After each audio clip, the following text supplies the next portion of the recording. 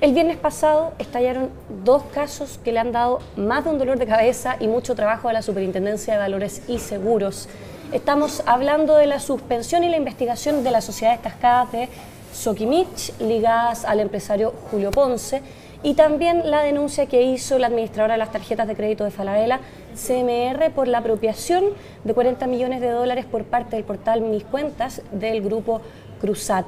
Para hablar de estos temas estamos con el ex superintendente de Valores y Seguros, Guillermo Larraín. Guillermo, muchísimas gracias por esta entrevista. Muchas gracias a ustedes. Me gustaría empezar preguntándote por SQM y las cascadas del empresario Julio Ponce. Cuando usted fue superintendente, ¿alguna vez investigaron estas cascadas? ¿Qué pasó con esto? ¿Por qué se da una figura como esta?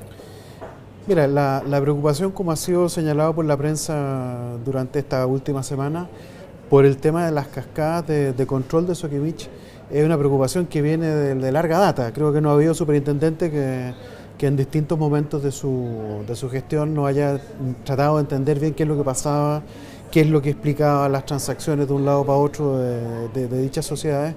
Y ciertamente mi gestión no fue una excepción a esa preocupación que han tenido todos los superintendentes, incluyendo este.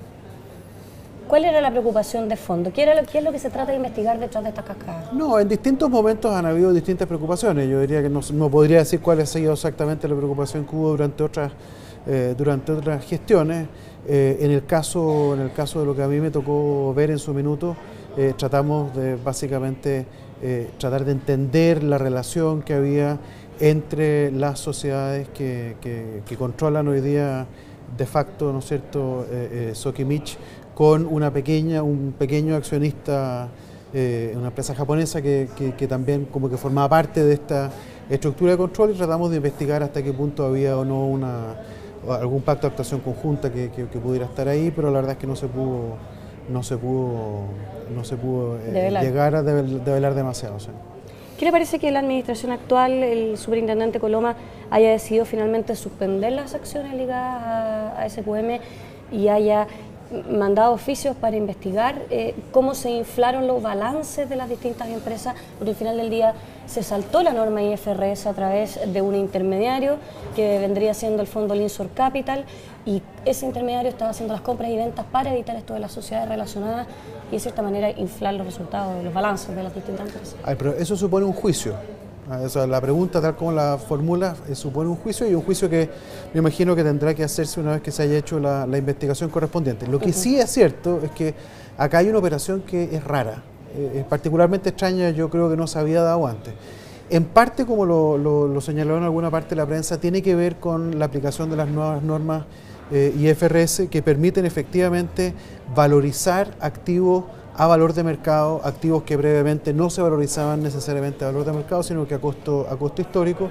Y la forma como se hace dicha valorización, bueno, puede haber varias, pero la forma que acá se utilizó, ¿no es cierto?, es a través de una transacción,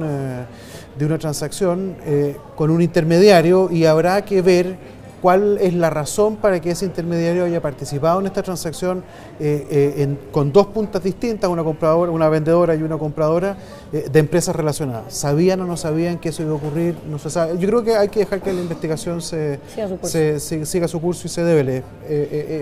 Efectivamente llama la atención. Ahora, llama también la atención porque es un error, o sea, es bastante obvia. Esta transacción yo creo que se iba a develar en algún minuto tarde o temprano. Entonces llama la atención también por qué una empresa con tanta trayectoria haciendo este tipo no sé si este tipo, pero al menos operaciones que le han llamado la atención a mucha gente en el pasado, ¿por qué lo hizo de esta forma tan claro? Entonces no sabemos si es un error, no se entiende bien. Entonces yo creo que va a ser útil que se investigue y que se aclare exactamente cuál fue la intención y si hay responsabilidades que se... Y no tenemos en Chile alguna otra compañía que tenga estructuras de este tipo cascada, y que también sean materia de investigación por parte de los reguladores. Yo diría que hay más, sin duda. De hecho, no es una estructura estrictamente chilena. Hay muchos países donde hay estructuras de cascada, y que sin poder darte demasiado detalle, porque no conozco bien el tema, algo tiene que ver con temas tributarias. Y por lo tanto, creo yo que, de hecho hay un artículo hoy día en el Diario Financiero sobre la reforma tributaria de Luis Larraín, donde habla de que no hay grandes ganancias potenciales de eficiencia en lo que se ha comentado que es la potencial reforma tributaria. Esa sería una que sería muy interesante de poder corregir.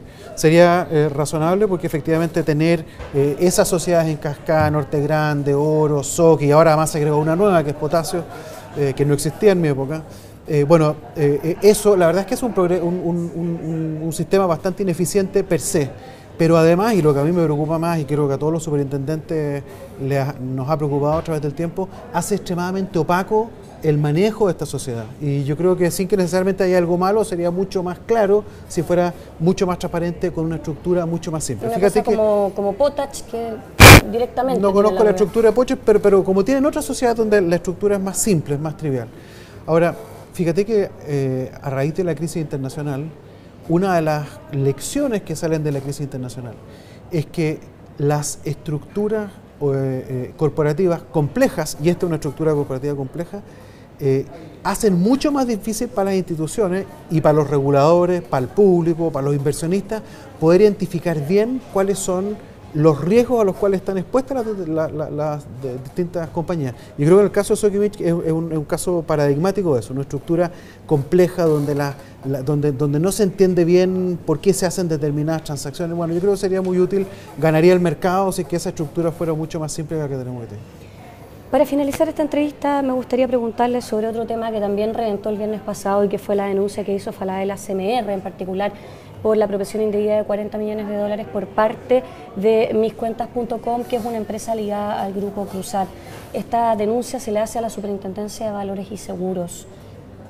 Un poco a grandes rasgos saber por qué se le hace a la Superintendencia de Valores y Seguros y qué se puede decir de este caso en particular en materia de regulación. Yo no he visto la denuncia en particular, he seguido más o menos por la prensa, pero no con mucho detalle lo que es la presentación de Falabella. Yo me imagino que tiene que ver con que la Super de Valores y Seguros es supervisora, ¿no es cierto?, de varias empresas del grupo Cruzat. Y no tengo más antecedentes que ese, francamente. No sabría decirte cuál es. Pero creo que en este caso, como en el anterior, y es de esperar que no haya más, hay en operación algo que podría ser una especie de mala utilización de la normativa de IFRS, que básicamente permite valorizar a valor de mercado, ¿no es cierto?, ciertos activos que en la contabilidad chilena antigua no se permitía hacer. Yo creo que esto hay que ser bien cuidadosos, los directorios tienen que ser cuidadosos con las valorizaciones, los precios a los cuales se valoricen, yo creo que los directorios tienen que tener extremo cuidado con cuál es la fuente de dichos precios. En el caso, ¿no es cierto?, que estábamos conversando recién de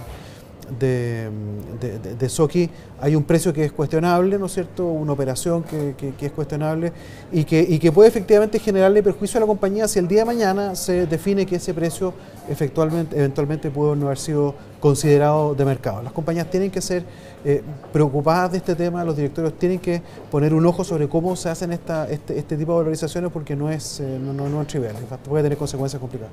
Muchas gracias por esta entrevista. Gracias. Y así dejamos entonces esta entrevista en DFTV y yo los dejo invitados a una próxima.